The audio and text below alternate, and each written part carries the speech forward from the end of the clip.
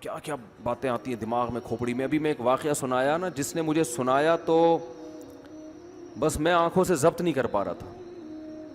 حضرت مولانا طاری جمیل صاحب کا واقعہ ہے. ایک شخص آیا مجھ سے ملنے کے لیے, خواجہ سرا ہے. میں تو پہلی دفعہ زندگی میں کوئی خواجہ سرا مجھ سے ملا.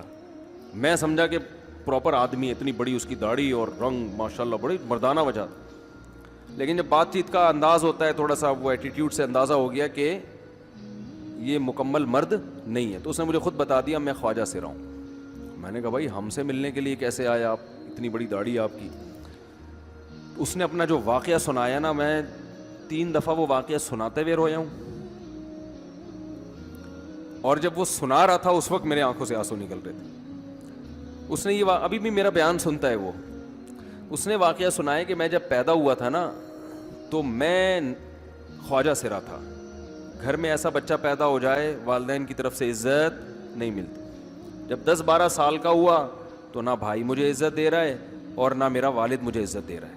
میں بھائی کے ساتھ کہتا ہوں مجھے باہر لے کے جاؤ تو وہ کہتے ہیں لوگ میرا مذاق اڑائیں گے تمہیں دیکھ کے. ظاہر ہے اس کی حرکتیں تھوڑی زنانہ لڑکیوں والی حرکتیں ہوتی ہیں. اور والد بھی کہیں محفلوں میں نہیں لے کے جا رہے, ایک مذاق اڑایا جاتا ہے. کہنے ایک دفعہ میں کہیں گزر رہا تھا تو یہ جو ہوتے ہیں نا خواجہ سراؤں کی پوری ایک جماعت تھی, انہوں نے مجھے پہچان لیا, دیکھا اتنا اچھا. اس وقت نہ اس کی داڑھی اور یعنی اس میں خواتین والی ہی علامتیں تھیں زیادہ.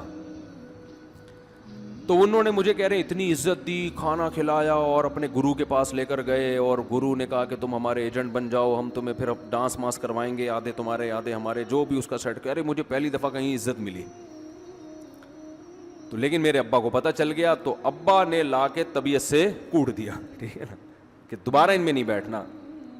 ٹھیک ہے ہم نے توبہ کر لی, بھائی یہ برے لوگ ہیں, ڈانس ماس اچھی چیز نہیں ہے, ٹھیک ہے. تو اب کیا ہوا, کہتے ہیں کہ پھر جو ہے نا کچھ دنوں میں کہیں کسی سے جھگڑا میرا ہوا کسی بات پہ, تو اس نے انتقام لینے کے لیے شکایت لگا دی ابا کو کہ یہ دوبارہ ان کے پاس گیا. حالانکہ وہ جھوٹی شکایت تھی.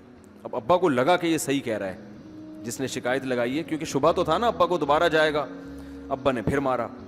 تو کہہ رہے ہیں میں بول رہا ہوں کہ میں نے یہ کام نہیں کیا, میں نہیں جا رہا ان کے پاس, میں نہ ناچ گانا سیکھ رہا ہوں, کچھ بھی نہیں. لیکن ابا نے اس کی باتوں میں آ کے انکوائری نہیں کی ہوگی پوری, وہ سمجھے ہوں گے کہ بھئی ایسا ہی ہے. تو ابا نے پھر کٹائی لگائی. تو اس کے دل میں منفی جذبات پیدا ہو گئے اور یہ گھر سے بھاگ گیا کہ بھئی مجھے ویسے تو عزت نہ یہاں مل رہی ہے اور میں ذلت برداشت بھی کر رہا ہوں, تو بھی کہہ رہے میں وہاں چلا گیا.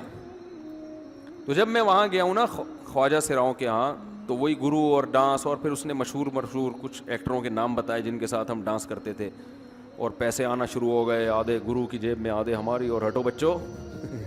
لیکن ظاہر ہے یہ کوئی عزت دار راستہ تو نہیں ہے نا.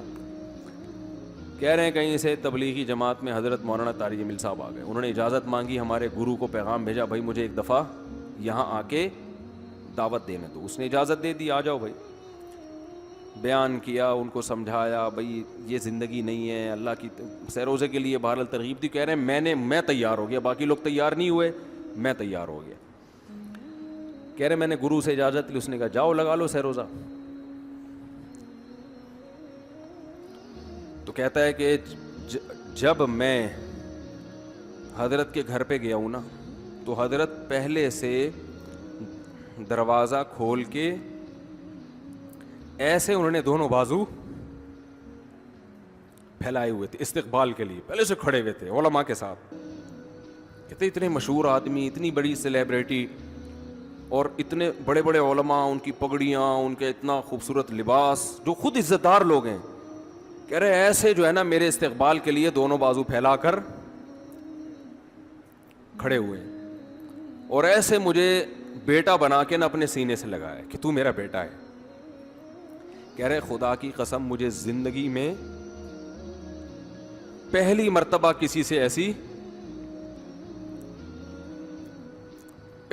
ایسی عزت ملی مجھے کسی سے, اور اس عزت دینے میں مولانا کا کوئی مفاد,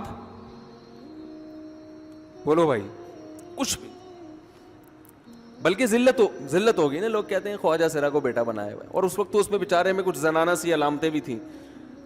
تو خواجہ سرا کو کیا دے رہے ہیں, عزت دے رہے ہیں. کیا کسی تاجر پہ محنت کرو تو تھوڑا چندہ دے دے گا مدرسے, وہ ایسا ہی ہے نا. اور کسی افسر پہ محنت کرو تو تعلقات کیا ہو جائیں گے. جب وہ دین پر آئے گا تو اس سے کیا فائدہ. اس کو تو باپ ایسے ان لوگوں کو ریجیکٹ کر دیتے ہیں. بھائی اپنانے سے کہہ رہے مجھے یہ اپنا رہے ہیں, ایسے سینے سے لگایا انہوں نے, اور مجھے سہروزے کی جماعت میں اپنے ساتھ لے کر گئے, کھلاتے تھے, بڑا خیال رکھوایا میرا. کہہ رہے اس کے بعد پھر میں نے گرو سے اجازت لی. وہ گرو چھوڑتے تھوڑی, ان کو پیسے ویسے دیے, جان چھڑائی نا, وہ بھی غلامی کی طرح نکلنا پڑتا ہے. پیسے دیے پتہ نہیں کتنے لاکھ یا کتنے ہزار روپے, وہاں سے پھر نکل کے 4 مہینے اس میں بھی خیال کیا. تو پھر تبلیغ کے بزرگوں سے ملا, پھر انہوں نے پورا مجھے بتایا کہ بھائی تم یہ علاج کرو تاکہ تمہارے اندر یہ زنانہ علامتیں ختم ہو. تو وہ علاج کر رہا تھا ماشاءاللہ, اس انجیکشن لگے, انجیکشن میں ڈاکٹروں کی بھی مدد کروائی. یہ ایسی این جی او ہے میرے بھائی جس کو کوئی بھی این جی او نہیں کہتا, نہ ان کے کوئی اشتہار آ رہے ہیں. کتنے لاکھوں لوگوں کو اس طرح سے یہ لے کر بھی آئے اور ان کے مسائل بھی حل کیے, مگر نہ کوئی ویڈیو بن رہی ہے, نہ کوئی اشتہار آ رہا ہے. یہ تو اس نے خود مجھے بتا دیا نا, اور اس نے کہا ایسے سینکڑوں لوگوں کے ساتھ ہوا ہے. تو اس کی ماشاءاللہ اب داڑھی نکل گئی. اس نے کہا آہستہ آہستہ میں, اللہ سے امید ہے کہ مکمل مرد بن جاؤں گا میں. تو یہ ہے وہ دعوت جس میں آپ کا کوئی مفاد بولو نہیں ہے. تو دعوت کے کام میں جب تک اس درجے کا اخلاص نہیں ہوگا, اس وقت تک آپ کی دعوت میں جان پیدا نہیں ہوگی.